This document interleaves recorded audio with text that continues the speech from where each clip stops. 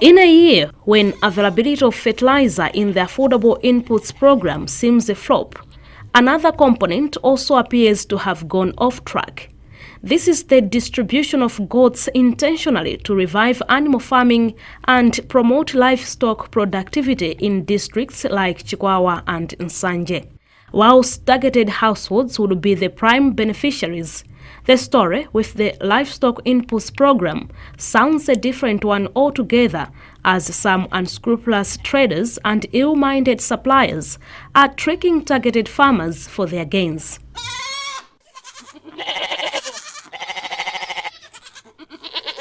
Like the non-availability of fertilizer in many selling depots across the country, the narrative seems uniform with Livestock Inputs scheme, as many would-be beneficiaries are yet to access the goats. And now, out of frustration and loss of hope, one by one, they are selling their coupons.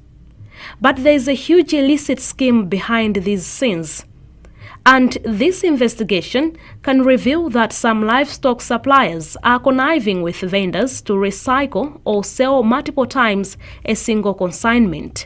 From Malawi village under Namikalango EPA in Chikwawa district, a beneficiary, Patrick Chale, narrates his experience. Anayamba kubwera akabweresa karunduja amapezeka kuti amabwera ni mavenda pompo akabwera ni mavenda aja they would come with their own vendors who would buy the goats instead of farmers, and then the dobadobas came and started purchasing coupons. So out of frustration with the scarcity of goats, the farmers started selling the coupons. mayamba kuti doba tsopano kuti ambe kugula makoponi ambuzi aja anthu adapezeka kuti ndikusowa kwa chisokonezo imene adapezeka kuti anthu akungogulitsadi makoponi aja. Engulfed with doubts about securing any chance to purchase goats under this affordable scheme, beneficiaries are selling their coupons to vendors. Akungopezeka kuti amene angakufikireyo kuti ali ndi ndalama pakuti mulimi munyengo inoyo ndikovuta kwambiri kuti apezeke naye kachi. Many farmers don't have cash at hand because this is a lean season. So these traders are taking advantage of that and come up with few goats without a notice. They know very well that only a few farmers will have money to purchase goats at this time. They know that if they notify the farmers before, many will be ready and they will not have enough goats to cut off for all of them.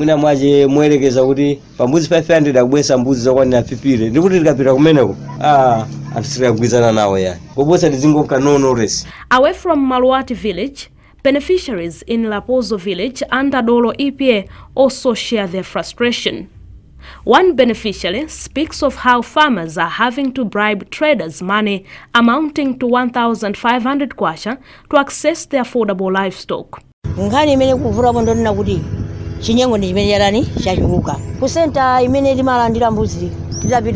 There's too much corruption. At the center where we went to buy the goats, there were many of us, but only a few goats. And only those who were paying 1,500 kwacha to the one processing the purchase were allowed to purchase the goats.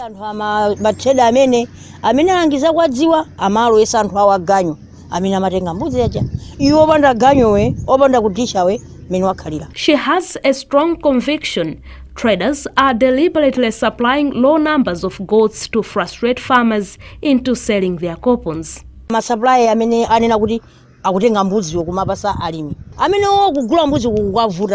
suppliers who are selling the goats, they're failing to do a good job. As for me, I sold my coupon out of frustration.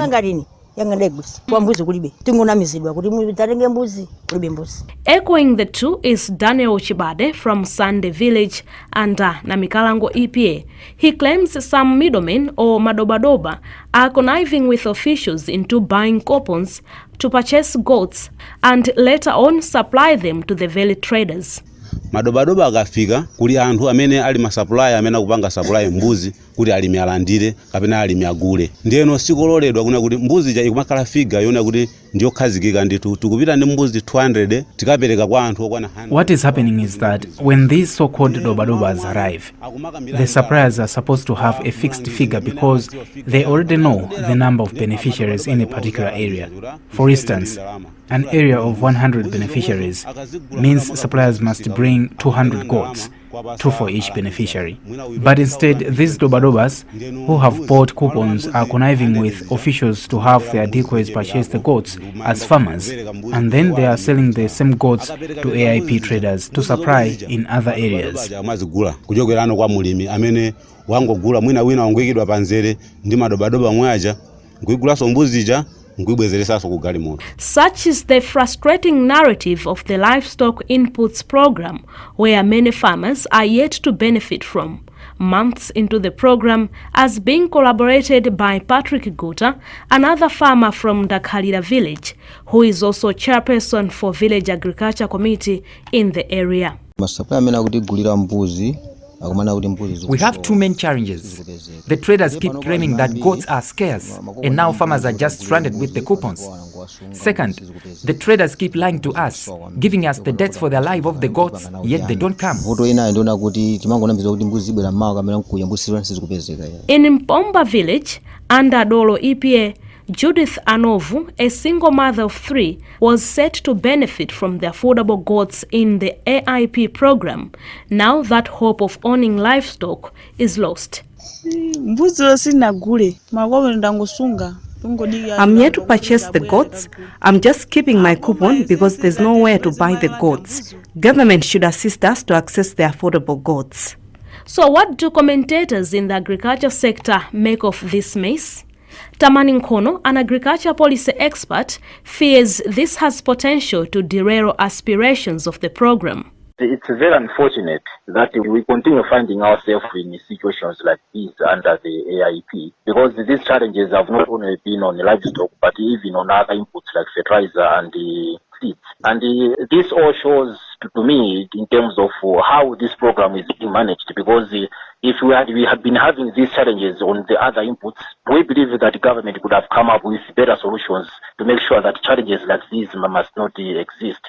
So if these kind of things continue, then it means that the whole objective of this program may not be achieved. Through his lens, Professor Timothy Gondwe from the Animal Science Department at Luana feels if properly executed, this program would have seen a socio-economic turnaround to lives of targeted beneficiaries. The targeted area is indeed worth for livestock more than the crop AIP program. And what we have noted is that those farmers that keep livestock and use livestock, they are more resilient to issues of climate change, which includes flooding and also sometimes prolonged drought, compared to those that don't have livestock. And also they depend less on off-farm activities where they could get income compared to those that don't have livestock. So this is a welcome development, and the goats is a mid livestock. It's among the small stock, but a common stock in the lower Shire. And one, it will increase ownership of livestock among farmers. So it will move those that didn't have livestock and hence less resilient to become more resilient, just like those farmers that are livestock keepers. But what this investigation has unearthed in the lower Shire puts a dent on this hope. For the farmers, they feel government is sleeping on the job and needs to wake up and closely monitor those entrusted with the job to supply the livestock. Anthu amene wawa ine ndikuona ngati kuti agirikaja akudziwapo kanthu. I feel like agricultural authorities know something about what is going on, because at a distribution center, there is supposed to be officials present to monitor the process. You know, sometimes a farmer, once approached with an offer to sell the goats, is easily swayed. So as a result, some are selling their coupons at as low as 7,000 kwacha. Ola nduza 12,000 ndigulisa basi. Ola 7,000 pano kopo ni ya mbuzi kugulwa 7,000. Meanwhile, Group Village Head Mpomba feels those involved in the malpractice should be investigated for corruption. Tuona kuti mwina papa anthu amene okhudzidwawo amene anapasidwa kuti no alipese mbuzi zozo akanena kukhani ndondomeko yoyenera mwina aziruza kuti mbuzizi amene akupanga supply ndi wakuti kuti mwina anthu ndrama tambapeza musiyana. I feel the suppliers should establish fixed places of selling goats to make it easier for farmers to access the goats instead of just moving up and down. Government should intervene and ensure that farmers are accessing the goats. Pena pake ikusokoneza Malawi muzochita ifa choti mapezo ambuzi awawa boma idali maganizo abulu kuti mwina nese kumwina podusa zaka 5 mwina kuti anthu ambiri azapeza kuti no ali ndi mbuzi koma ndito mikupangidwa ndi kuti anthu ambiri apeza kuti no sakhala ndi mbuzi. Nonetheless, for Nkono, not all is lost, as these challenges can be rectified for improved implementation of the program.